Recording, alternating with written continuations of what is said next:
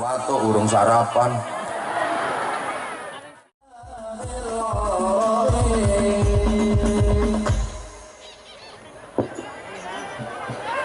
Sallu ala Nabi Muhammad.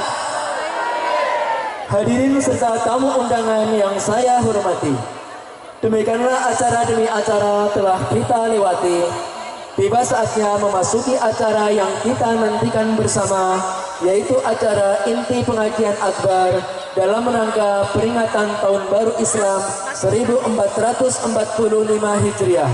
Dilanjutkan dengan doa penutup yang akan disampaikan oleh beliau Bapak Kiai Haji Anwar Zahid dari Bojonegoro. Kepadanya waktu dan tempat kami persilahkan.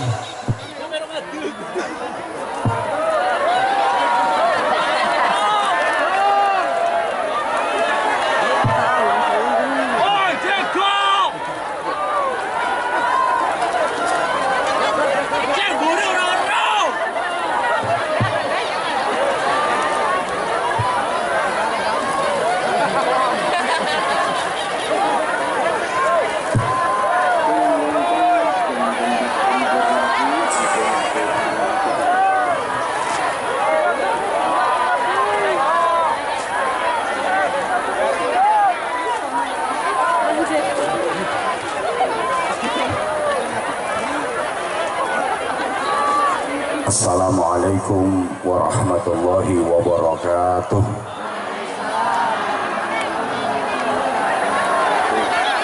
Bismillahirrahmanirrahim.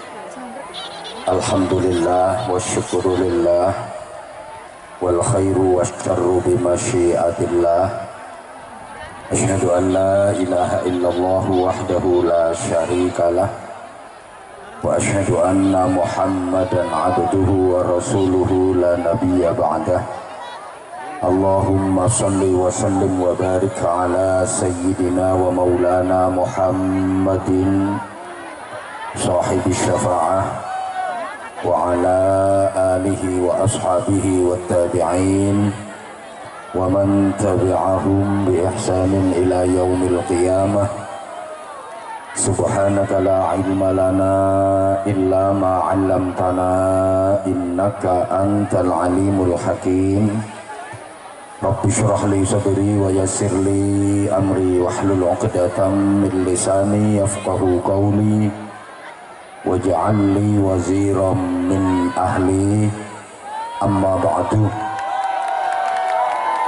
Sadatul qurama, ulama anal fudala, para alim, bapak-bapak kiai, ibu-ibu nyai, pimpinan-pimpinan pondok pesantren, para sepuh yang kita takwimi, kita suwuni pangestu, kita suwuni doa, sadatuz zu'ama, pejabat pemerintah dalam semua tingkatan bersama jajarannya, mulai dari pemerintah kabupaten, pemerintah kecamatan, pemerintah desa, Pak Camat, Pak Kapolsek, Pandan Ramil, Kepala KUA, Ketua Majelis Ulama Indonesia dari kabupaten, kecamatan, para kepala desa, para perangkat desa, tokoh-tokoh masyarakat, pimpinan-pimpinan ormas, pimpinan dan pengurus parpol, anggota dewan, caleg-caleg, baik calon legislatif maupun calon legrek,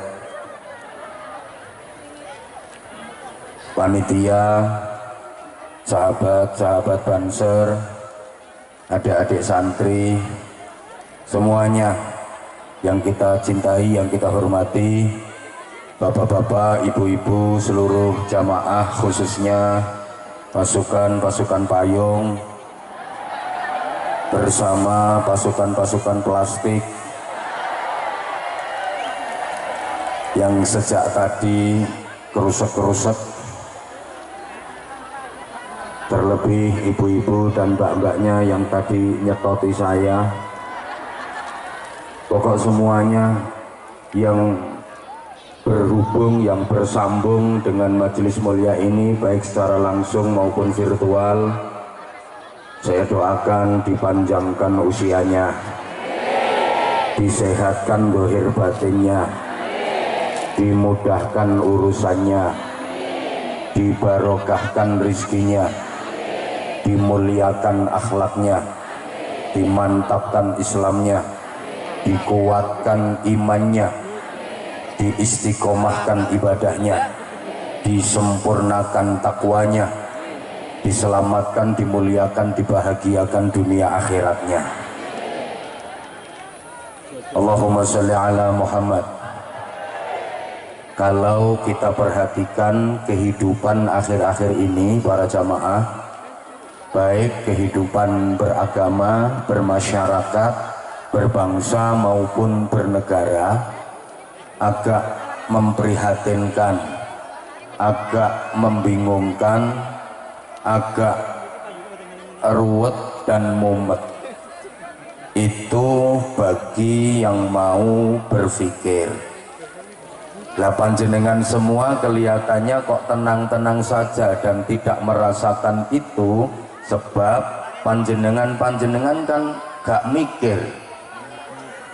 Mungkin gak mau mikir, mungkin gak bisa mikir. Soalnya panjenengan ini ganteng-ganteng, bagus-bagus, ayu-ayu, cantik-cantik, tapi agak on. Memprihatinkannya dari mana? Coba kita berangkat dari sebuah hadis Rasulullah Shallallahu Alaihi Wasallam. Bada'al Islamu ghariban wa sayaudu ghariban kama bada' fatuba lil ghuraba. Ini ibu-ibu dan mbak-mbaknya kok masih tenggengen ini, apa mendengarkan omongan saya atau terpesona memandang wajah saya? Kok kelihatannya masih terkesima, masih belum bisa fokus dan konsentrasi? Apa karena masih grundel saya datangnya terlambat? Kerosol. Bada'al Islamu ghariban. Agama Islam ini bermula dari sebuah keterasingan, sesuatu yang dianggap aneh di tengah-tengah masyarakat yang waktu itu jahiliyah. Islam datang dianggap sesuatu yang aneh, sesuatu yang asing, karena waktu itu masyarakatnya masih jahiliyah semua. Rasulullah Muhammad Sallallahu Alaihi Wasallam mendakwahkan Islam, mengajarkan Islam, mengamalkan Islam di tengah komunitas masyarakat yang sama sekali belum mengenal Allah, belum mengenal iman, belum mengenal ajaran-ajaran Islam. Temannya Rasulullah hanya sedikit. Yang membersamai Rasulullah waktu itu baru sedikit. Baru istrinda tercinta Sayyidah Khadijah radhiyallahu anha, kemudian sahabat karib beliau Sayyidina Abu Bakar Siddiq radhiyallahu taala anhu, kemudian saudara sepupu yang sekaligus menantu beliau Sayyidina Ali karramallahu wajhah, dan beberapa orang sahabat lagi. Hanya sedikit yang membersamai Rasulullah, hidup di tengah-tengah komunitas masyarakat jahiliyah. Rasulullah ibarat sebuah cahaya yang berada di tengah-tengah kegelapan yang sangat mencekam. Jadi mula-mula Islam datang itu dianggap sesuatu yang aneh oleh masyarakat, sehingga Islam dan orang-orang yang menjalankan Islam itu terasing, tidak punya bolo, tidak banyak kawan, hanya sedikit sekali kelompoknya. Itu awal mula agama Islam. Allahumma sholli ala Muhammad.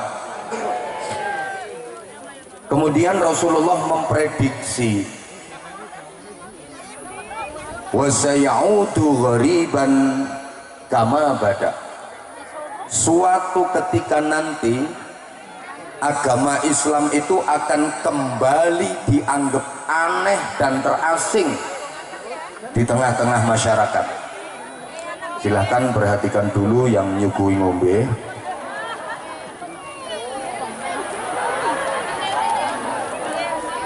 Suatu saat, kata Nabi, Islam akan kembali terasing. Islam akan kembali dianggap aneh di tengah-tengah masyarakat. Orang yang benar-benar menjalankan agama Islam dengan sungguh-sungguh akan kembali terasing, dianggap aneh, nggak punya kawan. Bahasa Inggrisnya the kepencil. Nah, kira-kira yang diprediksi Nabi bahwa Islam akan kembali dianggap aneh di tengah-tengah masyarakat, Islam kembali terasing, orang yang menjalankan Islam dengan benar akan terpencil. Sekarang ini sudah kejadian apa belum kira-kira? Oh, tenan iki orang Jawa. Ya wis tak jawab dewe. Kayaknya sampean mau jawab sudah kok yo khawatir salah. Mau jawab belum kok masih bingung. Oke. Kalau dilihat gebiarnya, kalau dilihat syiarnya, tampilannya, sepertinya belum. Islam sekarang makin syiar, pemeluk Islam makin banyak. Tiap hari orang yang masuk Islam bertambah dan terus bertambah. Jumlah penduduk yang beragama Islam makin banyak. Jumlah orang yang beragama Islam di dunia ini makin banyak. Betul? Betul. Kalau dilihat dari itu, sepertinya belum. Kalau kita ngelihat syiarnya, gebiarnya, makin rame kok sekarang.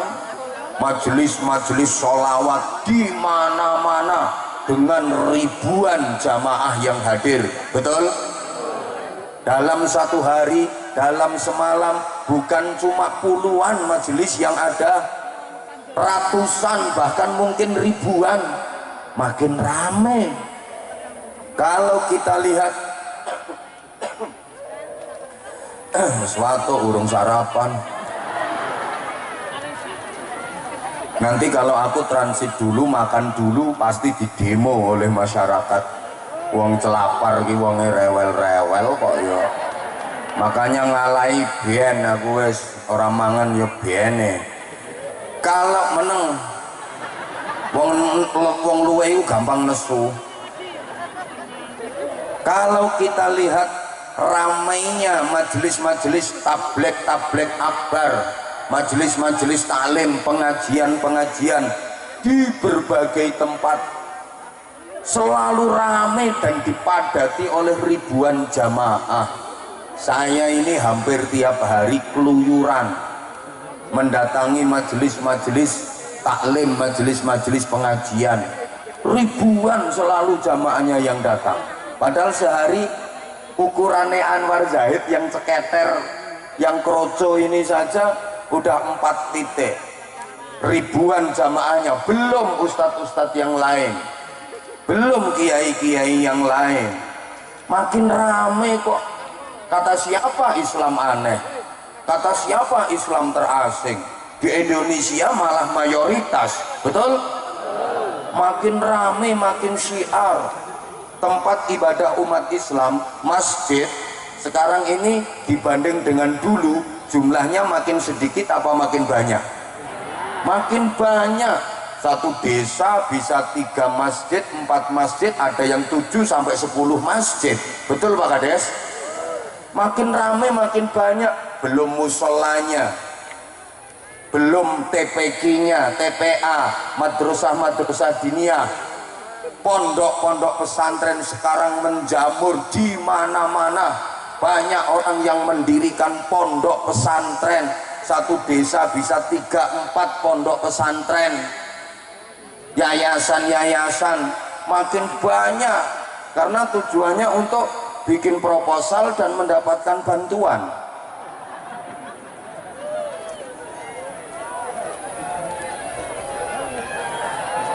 Kadang santrinya cuma 7 ekor, tapi di proposal ditulis 700. Makin ramai kok sekarang Islam.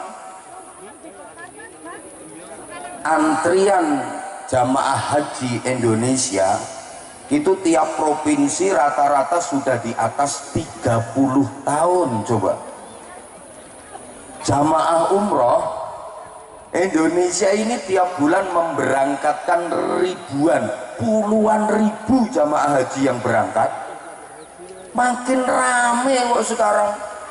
Bahkan takbir Allahu Akbar itu tidak hanya di masjid saja, tidak hanya di musola saja, tidak hanya di majelis taklim saja, di jalanan itu sekarang banyak Allahu Akbar. Makin rame. Berarti kalau dilihat dari situ, Islam belum aneh, belum terasing, makin rame, betul? Nah, tapi kalau kita lihat esensi dan substansinya, kalau saya ngomong esensi substansi itu jenengan paham napa mboten? Podo. Jangankan jenengan, aku sing ngomongke wae ora dong. Kalau kita lihat nilai-nilai keislaman, kalau kita lihat amaliyah Islamiyah yang dijalankan oleh umat, sepertinya apa yang diprediksi oleh Rasulullah sekarang sudah terjadi. Orang yang benar-benar menjalankan Islam secara Islami, sesuai dengan tatanan Islam, rasa-rasanya di zaman seperti ini akan dianggap aneh, terasing, nggak punya kawan. Di saat semua tangan sudah pegang HP, bahkan satu orang HP-nya bisa 3, kok ada orang celapar yang kemana-mana tangannya nggak pegang HP, nggak utek-utek HP, tapi pegang tasbih, pasti dianggap aneh, pasti terasing. Orang duwe bolo. Umumnya tangan sekarang kan yang dipegang setan gepeng, betul? Lah kok ada orang celapar kemana-mana bawa tasbih ngelewer, diputer terus, war war war war war war war war war war war war, klotak klotak klotak klotak klotak klotak war war war war, wiridan sulastri sulastri sulastri sulastri war, sumiati sumiati sumiati war, sundari sundari war, astagfirullahaladzim war war war, stok stok stok stok stok war war war war war, subhanallah subhanallah subhanallah sub. Aneh, dia pasti akan terasing. Orang duwe bolo ini bukan hanya di kalangan masyarakat biasa, sampai kiai. Kalau dulu kiai itu tangan dimasukkan saku, ditarik keluar, ngelewer tasbih. Kiai dulu.